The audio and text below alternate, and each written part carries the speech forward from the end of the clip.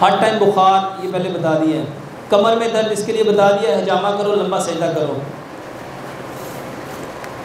बाईं तरफ सोने से दिल पर दबाव पड़ जाता है, खुसूसन रात को खाना खाने के बाद, और फिर आँख खुल जाती है। मेरे मोहतरम भाइयों, नबी सल्लल्लाहु अलैहि वसल्लम राइट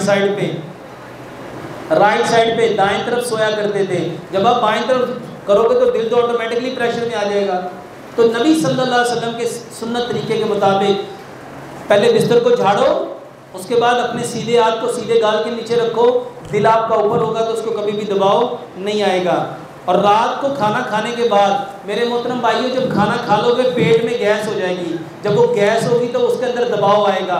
पेट जो फुला के जब रखोगे तो ये जगह सिकुड़ जाएगी, ये जगह फैल जाएगी। जब ये जगह सिकुड़ेगी तो दिल के ऊपर प्रेशर आएगा। तो खाना खाने के बाद कभी भी सोना नहीं चाहिए।